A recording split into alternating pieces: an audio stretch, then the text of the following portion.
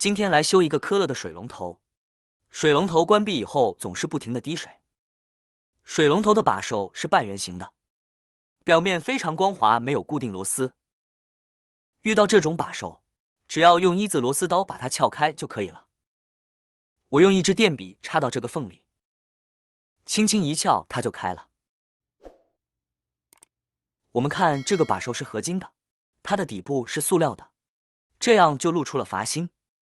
阀芯上面还有一个塑料的防水圈，我们也把它撬掉了，拆掉了左边的把手。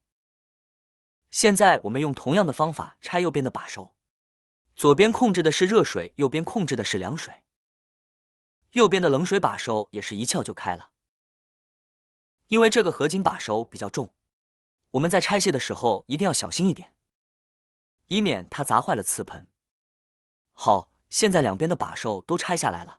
接下来呢，我们要判断一下是左边的阀芯漏了，还是右边的阀芯漏了。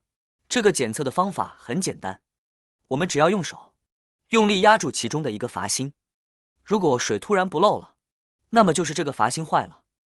两个阀芯一般不会同时坏的，一般都是坏一个。通过按压检测，我们判断是右边的冷水阀芯坏了。我现在关了水，把右边的阀芯拆下来，给大家看一下问题出在哪里。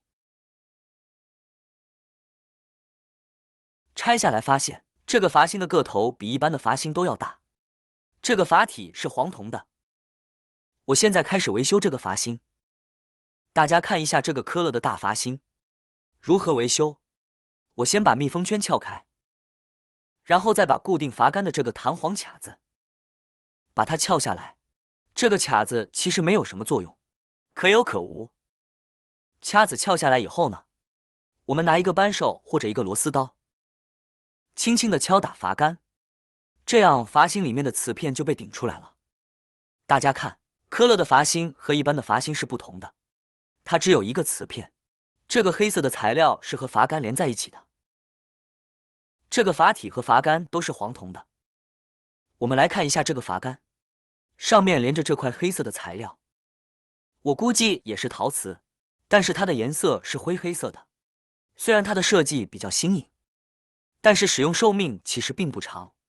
下面我开始维修这个阀芯，重要的一步就是清理瓷片。这个瓷片的外缘有很多水垢，我现在用螺丝刀把这个水垢清理掉。清理的时候不要划伤瓷片的镜面，只清理它的外围。清理掉瓷片上的水垢，我们尽量用水把它冲洗干净了。好，现在把阀杆复位，把瓷片放回去。把瓷片按原来的位置放进去以后，转动一下阀杆，看看安装的是否到位。确定了安装正确以后，我们再进行下一步操作。我现在找来一个普通的小阀芯，这种阀芯是最常见的。我用裁纸刀把这个阀芯的垫圈均匀地切下一圈来，切割的厚度大约1毫米上下，厚度尽量切薄一点，不要太厚，一定要切匀称了。好，现在这个密封圈切得非常好，这个厚薄大小正好合适。我现在把它放到可乐的阀芯里面，把它放在瓷片上面，把它压紧了，最后压上原装的硅胶垫片就可以了。好，这个可乐的阀芯就修好了，没有花1分钱，我们也不必去网购一个相同的阀芯，这样既省时间又省金钱。好，我现在把阀芯装上了，把这个塑料套上，然后把手重新装回去，用力顶到位。如果顶不动，就用拳头砸2下，它就到位了。好，现在这个水龙头就修好了，我们来开水试一试。开水以后呢，是一点都不漏了，这个水龙头就完全修好了。